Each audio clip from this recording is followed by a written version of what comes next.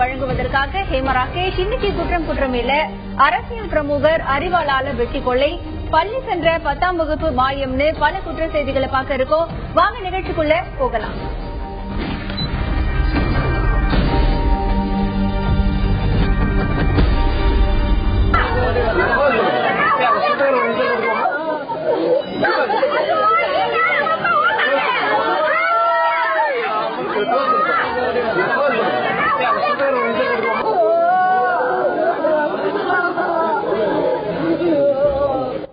இவர் யாரு, எப்படி கொலை செய்யப்பட்டாருன்னு இந்த நிகழ்ச்சியோட இறுதியில பாக்கலாம். முதல்ல செய்திகளை பாக்கலாம்.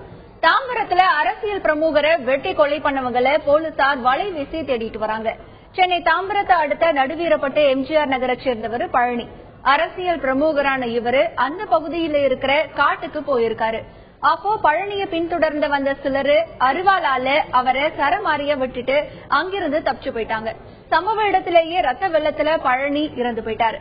தகவல் கிடைச்சதும் சம்பவ இடத்துக்கு வந்த போலீசார் சடலத்தை கைப்பற்றி பிரேத பரிசோதனைக்காக அரசு மருத்துவமனைக்கு அனுப்பி வச்சாங்க. மோப்பநாய் உதவியோட போலீசார் தடயங்களை சேகரிச்சிருக்காங்க. நில விற்பனையில ஏற்பட்ட முன்விரோதம் காரணமா பழனி கொலை செய்யப்பட்டிருக்கலாம்னு சந்தேகம் எழுந்திருக்கு.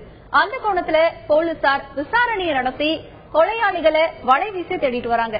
இந்த கொலை சம்பவம் அந்த பகுதியில பெரிய பரபரப்பை ஏற்படுத்தியிருக்கு.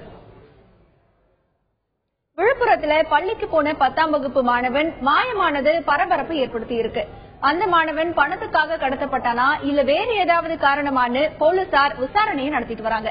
விழுப்புரம் காக்குப்பம் பகுதியில மளிகை கடை நடத்திட்டு வருபவர் வேலு. இவருடைய பையன் சூரிய பிரகாஷ் விழுப்புரத்துல இருக்கிற தனியார் பள்ளியில 10ஆம் வகுப்பு படிச்சுட்டு வந்தார். நேத்து வழக்கம் போல பள்ளிக்கு போன சூரிய பிரகாஷ் சாயந்தரம் ரொம்ப நேரம் ஆகியும் வீடு திரும்பல. பள்ளிக்கு போய் விசாரிச்சப்போ சூரிய பிரகாஷ் மதியமே வீட்டுக்கு போயிட்டதா சொல்லிருக்காங்க. இதனால அதிர்ச்சி அடைஞ்ச வேலு பல இடங்கள்ல தேடியும் சூரிய பிரகாஷ் கிடைக்கல. இரவு 7 மணிக்கு அப்பா வேலுவோட செல்போனுக்கு தொடர்பு கொண்ட சூரிய பிரகாஷ் தன்னை வட மாநில இளைஞர்கள் சில பேர் கடத்திட்டு போயிட்டதா சொல்லிருக்காரு. அதோடு செல்போன் இணைப்பு துண்டிக்கப்பட்டிருக்கு. அடுத்த கொஞ்ச நேரத்துல மாமாவோட செல்போனுக்கு தொடர்பு கொண்ட சூரிய பிரகாஷ் கடத்தல்காரர்கள் கிட்ட இருந்து தப்பிச்சிட்டதா சொல்லி அழுதுருக்கான். சார், காகுப்பத்தில் மல்லிகை கடை வச்சிருக்கேன். என் பையன் 10வது படிக்கிறான். யூபிஎஸ் ஸ்கூலு மகாராஜபுரத்தில். அவன் காலையில் ஸ்கூலுக்கு 8:30 மணிக்கு போனான். 8:30 மணிக்கு போயிட்டு எக்ஸாம் டைமு 12:30 மணிக்கு விட்டுருவாங்க. 12:30 மணிக்கு ஒரு டைமில் 12:00லேருந்து 4 மணி வரைக்கும் ஸ்பெஷல் கிளாஸ் வைப்பாங்க. 12:30 மணிக்கு பிள்ளைய காணான்ட்டு சரி ஸ்பெஷல் கிளாஸ் இருக்குன்ட்டு நாங்கள் எல்லாம் கம்முன்னு இருந்தோம். அப்புறம் மணி 4 ஆன உடனே நாங்கள் பிள்ளைய காணான்ட்டு வண்டியில் போயிட்டு அவங்க பிரின்சிபாலை கேட்டோம். நாங்கள் 12:30 மணிக்கு ஸ்கூலில் விட்டுட்டோங்க, ஸ்பெஷல் கிளாஸ் எதுவும் இல்லை, அவன் போயிட்டான் அப்படின்னு சொன்னாங்க. நாங்கள் அப்புறம் வீட்டை எல்லா இடத்தையும் தேடிட்டு ஒரு 7 மணிக்கு எல்லாம் கும்பலாக இருக்கும்போது ஒரு கால் ஒன்று வந்தது. இது மாதிரி எப்பா என் பையன் பேசினான், எப்பா என்னை கடத்திட்டாங்க, நான் எங்கே இருக்கிறேன் என்னன்னே தெரியல, எல்லாம் ஹிந்தி பேசுகிறாங்க, எனக்கு பயமாக இருக்குதுப்பான்னு அழுதான். உடனே ஃபோனு கட் ஆகிடுச்சு. அதுக்கப்புறம் ஒரு 1/4 மணி நேரம் கழிச்சு என் மச்சானுக்கு ஒரு ஃபோன் வந்தது. அது மாதிரி மாமா என்னை கடத்திட்டாங்க அப்படின்னு உடனே கட் பண்ணிட்டாங்க. இந்த என் பையனை மீட்டு தரவனும் போலீஸுக்கு புகார் கொடுத்துருக்கோம். இதையடுத்து விழுப்புரம் போலீஸ் கிட்ட வேலு புகார் கொடுத்திருக்காரு. செல்போனுக்கு வந்த எண்ணெய் வச்சு விசாரிக்கும் போது கும்பகோணத்துல இருந்து பேசியது தெரிய வந்திருக்கு. இதையடுத்து போலீசார் கும்பகோணம் போயிருக்காங்க. அதுக்கப்புறம் கிடைச்ச தகவலை வச்சு போலீசார் கோவைக்கும் போயிருக்காங்க. சமீப காலமாகவே கணவன் மனைவி இடையேயான குடும்ப தகராறு ரொம்பவே அதிகரிச்சுட்டு வருது.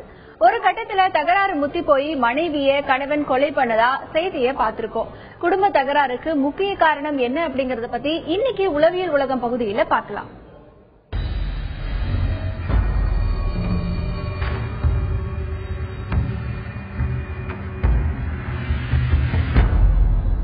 கணவன் மனைவி இடையே இன்னைக்கு பிரச்சனைகள் அதிகமாகிறதுக்கு ஒரு காரணம் வரலாற்று ரீதியான ஒரு காரணமாக முன்னால பார்க்கலாம். முன்னால பெண்கள் ஒரு ஆண்களை சார்ந்திருந்தாங்க. ஆண்கள் வேலைக்கு போகணும். அப்போ கல்லானாலும் கணவன் புல்லானாலும் புருஷன். ஒரு பெண் கணவனை விட்டு வாழவே முடியாது. சமுதாயமே அப்படித்தான் இருந்தது. ஆனா இன்றைக்கு நிறைய பெண்கள் வேலைக்கு போய் சம்பாதிக்கிறாங்க. அப்போ அவர்களுக்கு ஒரு உரிமை கொடுக்கறதுல பிரச்சனைகள் வருது. இந்த தலைமுறையில ஒரு நெருக்கடியான நிலைமை. ஏன்னா நம்ம அப்பா அம்மாவை பார்த்து வளர்றோம். அப்பாவுக்கு ஒரு துணையாக தான் அம்மா இருந்திருப்பாங்களே, அம்மா ஒரு தனியான இண்டிவிஜுவல் அல்ல. அப்பா அம்மா பேர்ல சொத்து வாங்கினா கூட அது பினாமியா தான் கருதப்படும். அவங்க சொல்ற இடத்துல கையெழுத்து போடுவாங்க. இப்போ மனைவி வேலைக்கு போற மனைவியா கல்யாணம் பண்ணிக்கிட்டு அதே போல வீட்டு வேலையெல்லாம் செய்யணும், ஆபீஸுக்கும் போய் வேலை செய்யணும், தன்னுடைய பினாமியாக தான் இருக்கணும். ஏன்னா எங்க அம்மா அப்படிதான் இருந்தாங்க அப்படின்னு எதிர்பார்க்கக்கூடிய ஒரு டிரான்சிஷன் பீரியட்ல ஆண்கள் இருக்காங்க. மனைவியை தனக்கு ஈக்குவலாக துணையாக நடத்துறதுல குழப்பம் இருக்கு ஆண்களுக்கு. சோ ஒன்னு மனைவியும் தன்னை போல ஒரு ஈக்குவலான ஒரு மனித பிறவி அப்படின்றத நம்ம ரெகக்னைஸ் பண்றது இல்ல. ஒரு எவிடன்ஸ் உங்களுக்கு வேணும்னா, இந்தியாவில் இருக்கக்கூடிய சொத்துக்கள் 2% சொத்துக்கள் தான் பெண்கள் பேர்ல இருக்கு. 98% சொத்துக்கள் ஆண்கள் பேர்ல இருக்கு. 50% பேர் பெண்களாக இந்தியாவில் இருந்தாலும் 2% சொத்துக்கள் தான் பெண்கள் பேர்ல இருக்கு. அந்த அளவுல பெண்கள் ஆண்களை சார்ந்தே வாழ்ந்த ஒரு சமுதாயத்திலிருந்து இப்போ 2 பேரும் ஈக்குவல் அப்படின்ற ஒரு நிலைமைக்கு வரும்போது மிகப்பெரிய நெருக்கடியை அவங்க சந்திக்கிறாங்க. ஆண்கள் அம்மா போல, பெண் ஆணை சார்ந்து இருக்கணும், தான் சொல்றதை கேட்டு நடக்கணும் அப்படின்ற ஒரு விஷயம். ஆனா பெண்கள் இன்றைய மாறிய பொருளாதார சூழ்நிலையில தன்னை நிலைப்படுத்திக்கிறதுக்கும் தனக்கு உரிமைகள் வேண்டும் அப்படின்ற போராடும் போது இவங்களுக்குள்ள குடும்பத்துல பல பிரச்சனைகள் வெடிச்சுக்கிட்டு வருது. இருசக்கர வாகனத்துல போன தன்னை வழிமறைச்சு 9 லட்சம் ரூபாய் பணத்தை மர்ம நபர்கள் 3 பேர் கொள்ளையடிச்சிட்டு போனதா போலீஸ் கிட்ட மர வியாபாரி புகார் கொடுத்திருக்காரு. விழுப்புரம் மாவட்டம் திண்டிவனத்தை அடுத்த கீழ் சித்தாமூரை சேர்ந்தவர் ஆறுமுகம். மர வியாபாரம் செய்யற இவரு 9 லட்சம் ரூபாய் பணத்தை எடுத்துட்டு இருசக்கர வாகனத்துல தென்கோடி பாக்கத்துல இருந்து வீட்டுக்கு போயிட்டு இருந்திருக்காரு. அப்போ யாரோ அடையாளம் தெரியாத 3 பேரு தன்னை வழிமறிச்சு 9 லட்சம் ரூபாய் பணத்தை பறிச்சுட்டு இருசக்கர வாகனத்தை தீ வச்சு கொளுத்திட்டு போனதா கிளியனூர் போலீஸ் கிட்ட ஆறுமுகம் புகார் கொடுத்திருக்காரு. இத பத்தி போலீசார் விசாரணையை நடத்திட்டு வராங்க. வீட்டுல தனியா இருந்த பெண் கிட்ட இன்கம் டாக்ஸ் அதிகாரிகள் போல நடிச்சு நகை பணத்தை கொள்ளையடிச்சிட்டு போன சம்பவம் பரபரப்பை ஏற்படுத்தி இருக்கு. சென்னை திருவான்மியூர் திருவள்ளூர் நகர்ல சரளா அப்படிங்கிறவங்க குடும்பத்தோட வசிச்சுட்டு வராங்க. நேத்து சரளாவோட வீட்டுக்கு வந்த 3 பேரு தங்களை இன்கம் டாக்ஸ் அதிகாரிங்கன்னு சொல்லியிருக்காங்க. சரளா வருமானத்திற்கு அதிகமா சொத்து சேர்த்ததா தங்களுக்கு புகார் வந்திருப்பதாகவும் அதனால வீட்டை சோதனை பண்ணணும்னு அந்த ஆசாமிகள் சொல்லியிருக்காங்க. அந்த மர்ம நபர்கள் சொன்னதை சரளாவும் நம்பியிருக்காங்க. இத தங்களுக்கு சாதகமா பயன்படுத்திக்கிட்ட அவங்க வீட்டை சோதனை பண்ணிருக்காங்க. அப்போ பீரோவுல 60 சவரன் தங்க நகை 1,05,000 ரூபாய் பணம் இருந்திருக்கு. அதுல இருந்து 9 சவரன் நகையையும் 70,000 ரூபாய் பணத்தையும் அந்த மர்ம ஆசாமிகள் எடுத்துட்டு போயிட்டாங்க. இந்த நகை பணத்துக்கான ஆவணங்களை வருமான வரித்துறை அலுவலகத்துல காட்டிட்டு பணத்தையும் நகையையும் வாங்கிட்டு போங்கன்னு சொல்லிட்டு அவங்க அவசரமா கிளம்பி போயிட்டாங்க. இதுக்கப்புறம் தான் சரளாவுக்கு சந்தேகம் வந்திருக்கு. உடனே திருவான்மியூர் போலீஸ் கிட்ட போய் விசாரிச்சப்பதான் இன்கம் டாக்ஸ் ஆபீஸ்ல இருந்து சோதனைக்காக யாருமே வரலன்னு தான் ஏமாத்தப்பட்டதும் சரளாவுக்கு தெரிஞ்சிருக்கு. சினிமா பாணியில நடந்த இந்த சம்பவம் திருவான்மியூர் பகுதி வாசிகள் மத்தியில பீதியை ஏற்படுத்தி இருக்கு. காலையில பெல்லடிச்சு சத்தம் கேட்டது, திறந்து பார்த்தேன். நான் பையன் தான் போய் பார்த்தான். போலீஸ்கார் வந்திருக்காங்க. சரி போலீஸ்கார் கையை அடிப்பட்டு விசாரணைக்கு வந்திருப்பாங்கன்னு நினைச்சிட்டு நான் போய் கழுத்து பார்த்தேன். கேட்டு பூட்டி இருந்து கேட் திறக்க பண்ண அவங்களே வாங்கி வெளிப்பக்கம் பூட்டி தான் திறந்தாங்க. திறந்து உள்ள ஆபீஸுக்குமா என்கொயரி பண்ணோம் அப்படின்னு சொல்லி சொன்னாங்க. அதுக்கப்புறம் உட்காருங்க சார் சொன்னதுக்கு என்னென்ன எவ்வளவு பண்ண வச்சிருக்கேன் எவ்வளவு எடுங்கன்னு சொன்னாங்க. சரி எடுத்து காட்டினேன். அப்புறம் பார்த்தா ஒண்ணுமே இல்லை, எவ்வளவு இருக்கு அவ்வளவு இருக்கு கோடி கோடியா இருக்குனாங்க. அது மாதிரி எதுவுமே இல்லையம்மா நாங்க. சார் போய் சொல்றாங்க, அதெல்லாம் நீங்க நம்பாதீங்க, பாருங்க நீங்களே பாருங்க என்ன இருக்குன்னு பார்த்துட்டு 2 செயின் எடுத்துட்டு இது நான் என்கொயரி கொடுக்கணும் செயின் எடுத்துட்டு இருக்கிற காசு எல்லாம் காசு பொறுக்கி எடுத்துக்கிட்டு கவர்ல போட்டு பேக் பண்ணிட்டு போயிட்டாங்க. செயின் ஒரு 9 சவர் இருக்கும், காசு ஒரு 70,000 இருக்கும். இன்கம் டாக்ஸ் காருங்க டிசி ஆபீஸ்ல வரோம், உங்க மேல பெட்டிஷன் வந்திருக்கு அப்படின்னு சொல்லிட்டு வந்தாங்க. நீங்க பாருங்க அப்படி எதுனா நீங்க பாருங்க செக் பண்ணுங்கன்னு சொன்னேன். ஆனா அந்த மாதிரி தான் இருக்கு. திருப்பத்தூர்ல அடுத்தடுத்து 3 வீட்டுல கொள்ளையர்கள் கைவரிசையை காட்டியிருக்காங்க. வேலூர் மாவட்டம் திருப்பத்தூர் அடுத்த கந்தளி கிராமத்தை சேர்ந்தவர் சிலம்பரசர். இவர் வீட்டை பூட்டிட்டு குடும்பத்தோட கிருஷ்ணகிரியில இருக்கிற மாமியார் வீட்டுக்கு போயிட்டாரு. திரும்பி பார்த்தப்போ வீட்டோட பூட்டு உடைக்கப்பட்டிருப்பதை பார்த்து அதிர்ச்சி அடைஞ்சிட்டாரு. உள்ள போய் பார்த்தப்போ பீரோவை உடைச்சு அதில் இருந்த 10 சவரன் நகை, வெள்ளி பொருட்கள், 5,000 ரூபாய் பணத்தை கொள்ளையர்கள் திருடிட்டு போனது தெரிய வந்தது. தொடர்ந்து அந்த பகுதியில இருந்த 2 வீட்டோட பூட்டை உடைச்சு திருட கொள்ளையர்கள் முயற்சி பண்ணிருக்காங்க. கொள்ளையடிச்சிட்டு போனவங்களை போலீசார் வலை வீசி தேடிட்டு வராங்க.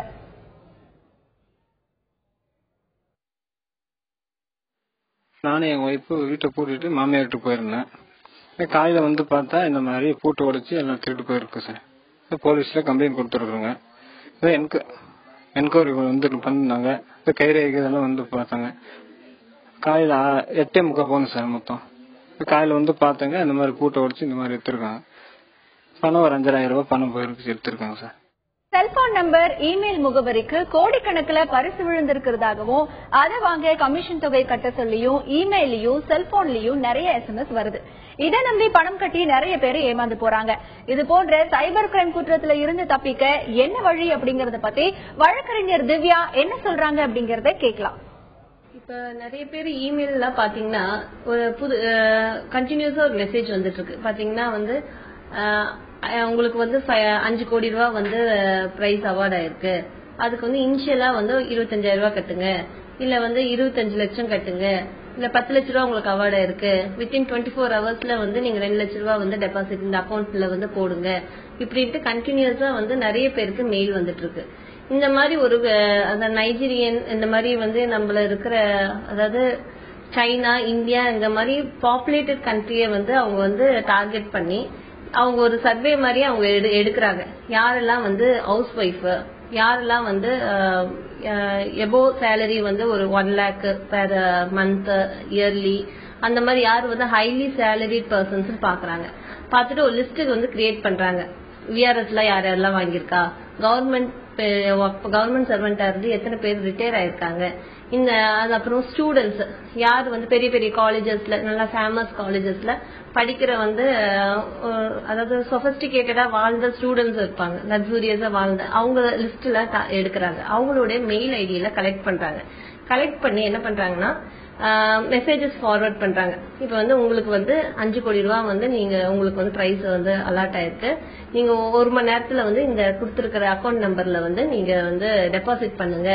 1 கோடி ரூபாய் உங்களுக்கு வேணும், இல்ல 5 கோடி ரூபாய் வேணும்னா வித்தின் 1 ஹவர்ல வந்து இந்த 10 lakhs டெபாசிட் பண்ணுங்க, 1 lakh டெபாசிட் பண்ணுங்க. இப்படின்ட்டு டைம் லிமிட் வந்து ரொம்ப குறுகிய காலமா கொடுத்து இந்த மாதிரி அன்னோன் எங்க இருந்து அனுப்புறாங்கன்னு நம்மளுக்கு தெரியாம பட் பெரிய ஒரு ஃபர்ம்ல இருந்தோ இல்ல கம்பெனில இருந்தோ அனுப்புற மாதிரி, வெளிநாட்டுல இருந்து வர மாதிரி, ஃபார்வர்ட் ஆகி வர மாதிரி இந்த மாதிரி மெசேஜஸ் வந்துட்டு இருக்கு. இது வந்து நம்ம ஸ்கேம்ப்னு சொல்லுவோம். இப்ப இந்த மாதிரி மெசேஜஸ் நம்பி 5 கோடி ரூபாய் நம்மளுக்கு கிடைக்கும், 1 கோடி ரூபாய் கிடைக்கும்னு ஆசைப்பட்டு இவங்க அந்த பர்டிகுலர் இல்ல பேங்க் டிரான்சாக்ஷனால இதெல்லாம் வந்து நம்பகமா தான் இருக்கும் அப்படின்னு நம்பி இந்த அமௌண்ட்டை வந்து டெபாசிட் பண்றாங்க. 1 ஹவர்னா 1 ஹவர், வித்தின் 1 டேனா 1 டே அப்படின்ட்டு டெபாசிட் பண்றாங்க. டெபாசிட் பண்ணி அவங்க வந்து அந்த செலான் எல்லாமே வச்சிருக்காங்க, ஆன்லைன் டிரான்சாக்ஷனுக்கு வச்சிருக்காங்க. பட் இந்த மெசேஜ் வந்து ஃபேக்கா வந்து வர மெசேஜஸ். இது அப்புறம் அந்த மெசேஜ் நீங்க அமௌண்ட் கட்டின பிறகு நீங்க எந்த அந்த கொடுத்திருக்க அட்ரஸ்க்கோ இல்ல கான்டாக்ட் நம்பர்ஸ்க்கோ இல்ல திருப்பி நீங்க மெயில் அனுப்பிச்சாலும் அது எதுவுமே போய் சேராது. ஆனா வந்து இதை நம்பி வந்து நிறைய பேர் வந்து ஏமாந்துட்டு இருக்காங்க. இந்த மாதிரி வந்து இப்ப இந்தியா மாதிரி இருக்கிற கண்ட்ரிஸ்க்கு இப்ப இந்த சைபர் கிரைமே புதுசா வந்த ஒரு கான்செப்ட் தான். 10 இயர்ஸா தான் நம்ம நெட்டே யூஸ் பண்றோம். இந்த அளவுக்கு மொபைல்ஸ் எல்லாமே வந்து இந்த 10 வருஷ காலத்துலதான் இந்த அதிகமா பயன்படுறது அப்படிங்கிற பயன்பாட்டுக்கு வந்திருக்கிறதே வந்து இந்த 10 வருஷ காலத்துலதான். அதனால வந்து இன்னும் வந்து இந்த நம்மளுக்கு இதுக்கான முறையான சட்டம் வந்து இன்னும் வந்து அதிக அளவுல வரல.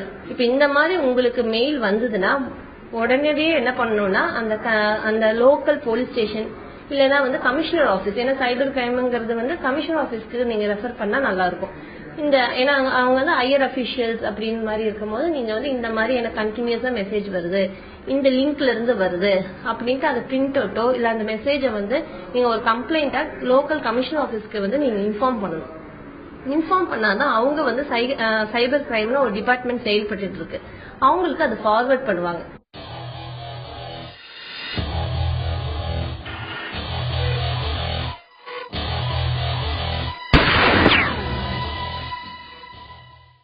விழுப்புரம் மாவட்டத்துல சட்டம் ஒழுங்கு பாதுகாக்கப்படும்னு புதுசா பொறுப்பேற்றிருக்கிற காவல்துறை கண்காணிப்பாளர் விக்ரம் உறுதியளிச்சிருக்காரு.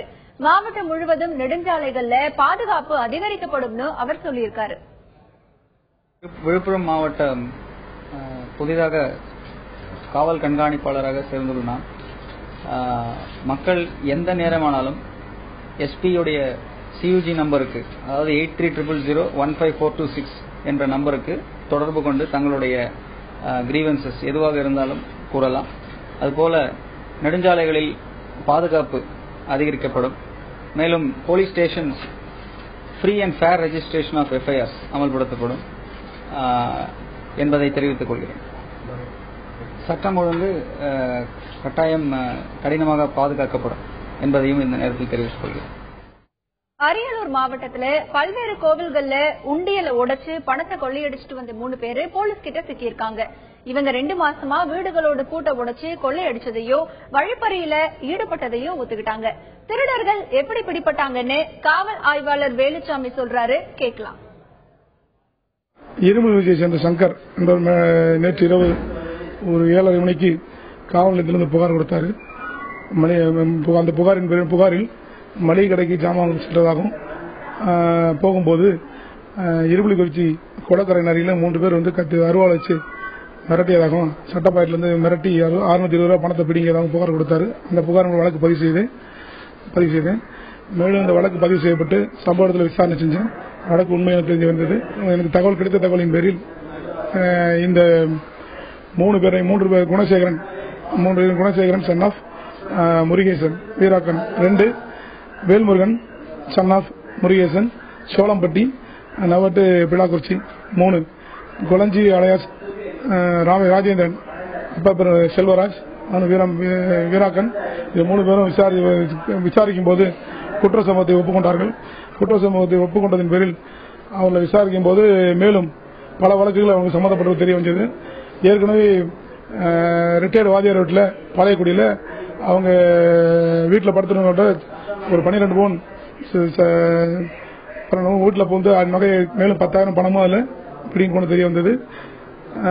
ஏற்கனவே பிளாக்குறிச்சி வயதான பாட்டியில ஒரு 4 பவுன் அடிச்சு பிடிங்க கன்ஃபெஷன்ல ஒத்துக்கிட்டாங்க. மேலும் இரும்புலிக்குறிச்சி காவல் நிலைய சரகத்தில் உள்ள கோயில் உண்டியல், எல்லா கோயில் உண்டியலும் உதாரணமாக சிதறவாடி, வாளாரக்குறிச்சி, வீராக்கன், மத்துமடக்கி, மணப்பத்தூர், கீழமாடிகை போன்ற ஊர்ல வந்து கோயில் உண்டியல் ஒடிச்சு அதில் உள்ள பணத்தை எல்லாம் திருடிருக்காங்க என்று தெரிய வந்தது. 3 வயசு சிறுமியை பாலியல் பலாத்காரம் செஞ்ச காமகொடூரனுக்கு 14 வருஷம் சிறை தண்டனை விதிக்கப்பட்டிருக்கு. அருப்புக்கோட்டை பக்கத்துல இருக்கிற பிள்ளையார் தொட்டியாங்குளத்தை சேர்ந்த வெள்ளை என்பவரோட 3 வயசு மகளை மிட்டாய் கொடுத்து ஏமாற்றி கணேசன் அப்படிங்கிறவரு பாலியல் பலாத்காரம் செஞ்சார். சிறுமியோட பெற்றோர் கொடுத்த புகாரின் பேர்ல திருச்சுழி போலீசார் கணேசனை கைது பண்ணாங்க. 3 வருஷத்துக்கு அப்புறம் இந்த வழக்குல நீதிமன்றம் நேற்று தீர்ப்பு வழங்கியது. குற்றவாளி கணேசனுக்கு 14 வருஷம் சிறை தண்டனையோ 5,000 ரூபாய் அபராதம் விதிச்சு நீதிபதி பத்மா தீர்ப்பு கொடுத்தாங்க. இதையடுத்து கணேசன் மதுரை மத்திய சிறையில அடைக்கப்பட்டிருக்காரு. நகைக்காக பிரெஞ்சு மூதாட்டியை கொலை செஞ்சவருக்கு ஆயுள் தண்டனை விதிச்சு புதுச்சேரி நீதிமன்றம் பரபரப்பு தீர்ப்பு வழங்கியிருக்கு. புதுச்சேரி நீடராஜ பெயர் தெருவுல பிரெஞ்சு குடியுரிமை பெற்ற ஆலியன் ஷினாஸ்ங்கிற மூதாட்டி வசிச்சுட்டு வந்தாங்க. இவங்க வீட்டுல கவிதா அப்படிங்கிறவங்க வேலை பார்த்துட்டு வந்தாங்க. 2008ஆம் வருஷம் மூதாட்டி ஆலியன் ஷினாஸை கொலை பண்ணிட்டு வீட்டுல இருந்த தங்க நகைகளை திருடி அக்கா லலிதா கிட்ட கவிதா கொடுத்து வச்சிருந்தாங்க. மூதாட்டி கொலை தொடர்பா வழக்கு பதிவு பண்ண போலீசார் கவிதாவையும் லலிதாவையும் கைது பண்ணாங்க. இந்த வழக்கு 4 வருஷமா புதுச்சேரி மாவட்ட நீதிமன்றத்துல நடந்து வந்துச்சு. விசாரணை முடிவடைந்த நிலையில கொலையாளி கவிதாவுக்கு நீதிமன்றம் ஆயுள் தண்டனை வழங்கியிருக்கு. கொலைக்கு உடந்தையா இருந்த கவிதாவோட அக்கா லலிதாவுக்கு 1 வருஷம் சிறை தண்டனை விதிக்கப்பட்டிருக்கு. தீர்ப்பை தொடர்ந்து 2 பேரும் கலாப்பட்டு மத்திய சிறையில அடைக்கப்பட்டிருக்காங்க. சேலத்துல அரசியல் பிரமுகர் மர்ம நபர்களால அடிச்சு கொலை செய்யப்பட்ட சம்பவம் பரபரப்பை ஏற்படுத்தியிருக்கு. சேலம் மாவட்டம் இளம்பிள்ளை புதுத்தெருவை சேர்ந்தவர் வெங்கடப்பன். ஜவுளி தொழில் செஞ்சுட்டு வர இவரு அரசியல் கட்சி பிரமுகரா இருந்துட்டு வராரு. இந்த நிலையில நேத்து நைட்டு வீட்டுல தனியா இருந்த வெங்கடப்பனை மர்ம நபர்கள் சிலர் தலையில பலமா தாக்கி கொலை செஞ்சுட்டு தப்பிச்சு ஓடிட்டாங்க. தகவல் கிடைச்சதும் சம்பவ இடத்துக்கு வந்த போலீசார் கைரேகை நிபுணர்கள் மோப்பனாய் உதவியோட தடயங்களை சேகரிச்சிருக்காங்க. சடலம் பிரேத பரிசோதனைக்காக சேலம் அரசு மருத்துவமனைக்கு அனுப்பி வைக்கப்பட்டிருக்கு. பணத்துக்காக வெங்கடப்பன் கொலை செய்யப்பட்டாரா இல்ல முன்விரோதம் காரணமா இவர் கொலை செய்யப்பட்டாரான்னு போலீசார் விசாரணையை நடத்திட்டு வராங்க. மதுரஞ்சவடி காவல் நிலையத்தில் இருக்கக்கூடிய இளம்பிள்ளைங்கிற ஊர்ல ஒரு 80 வயது மதிக்கத்தக்க ஒருத்தர் தலையில் அடிபட்டு இறந்துருக்காங்க. விசாரிச்சுட்டு இருக்கிறோம். இப்போ வீட்டில் வேற நகைகள் எதுவும் இல்லைன்னு சொல்றாங்க. பணமும் இருக்கிற பணம் இருக்குது. அங்கே உள்ள ஜீரோவில் கிட்டத்தட்ட ஒரு 30,000 ரூபாய் கேஷ் உள்ள இருக்கு. இல்லை வேற அவங்களுடைய பசங்களுக்கு இப்போ ரீசெண்டாக சொத்து பிரிச்சு கொடுத்துருக்குறாங்க.